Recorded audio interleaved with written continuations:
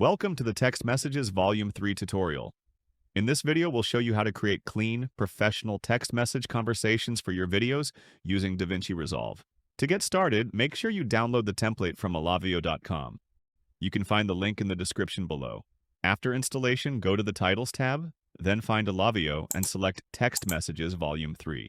Simply drag the basic text message template onto your timeline. Let's extend this to the length of our clip. Next, go to the Inspector tab to customize it.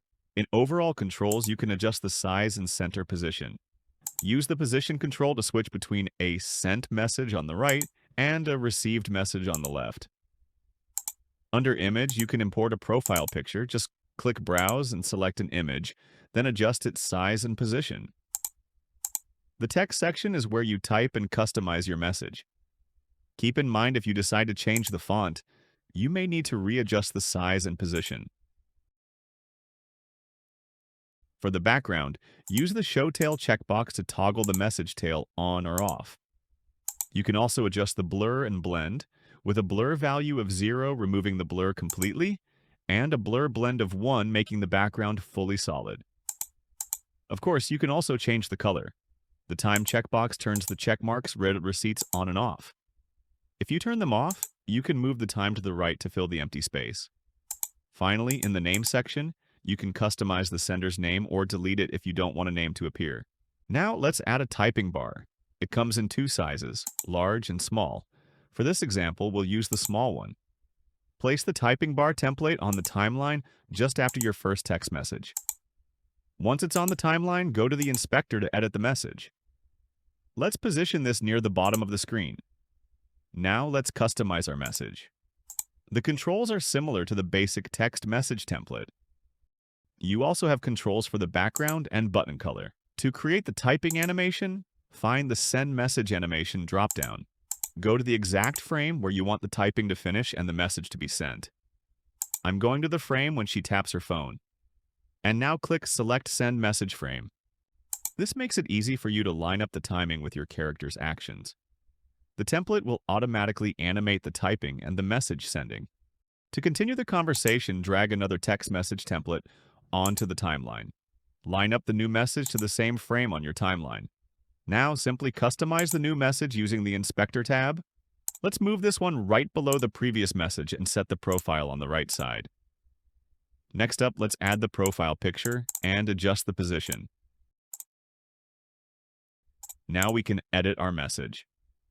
Make sure it's the same message as the typing bar, and let's make this a nice blue color. This template also includes image messages. Drag the image message template onto the timeline. In the inspector, you can turn off the profile image if you don't need it. Under Picture Image, click Browse to import your image, then adjust its size and position.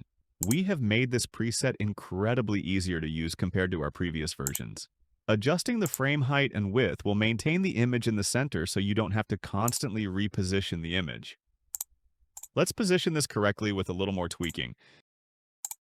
And just like that, we've created a simple text conversation. For voice messages, you have two templates, Voice Message and Voice Recorder. The voice recorder is great for visualizing a character recording a message, while the voice message can be animated to play the audio. Here, I have a voice message on my timeline. To animate it, let's go into the Inspector and under Animation Controls. Find the frame where you want the animation to start and set a keyframe for both sliders at a value of 0. Move forward in the timeline to where you want the animation to end, and set a second keyframe for both sliders at a value of 1. When you play it back, the animation will run for the duration you set. Now let's say she wants to record a message to send back. Let's drag on the voice recorder template onto the timeline. Go to Overall Controls and let's place it right where the typing bar is. I want to match this up perfectly to where the typing bar is. Make it a little smaller, and that's looking pretty good. The voice recorder will animate for the duration of the composition, which you can adjust by shrinking or expanding it on the timeline. Then you can drag another voice message template onto the timeline and place it right after the voice recorder animation to continue the conversation. Let's position this one right below our first message. Let's select the right position and add the profile image. Let's play that back and see how it looks. Perfect. Now we can move on to our last section. Here's a quick demo of how to use our typing preset. First, let's drag it onto our timeline. I'm going to go ahead and make it a little shorter. Now we'll go into the inspector and position this properly. Let's import our profile image and tweak the size and position. There we go.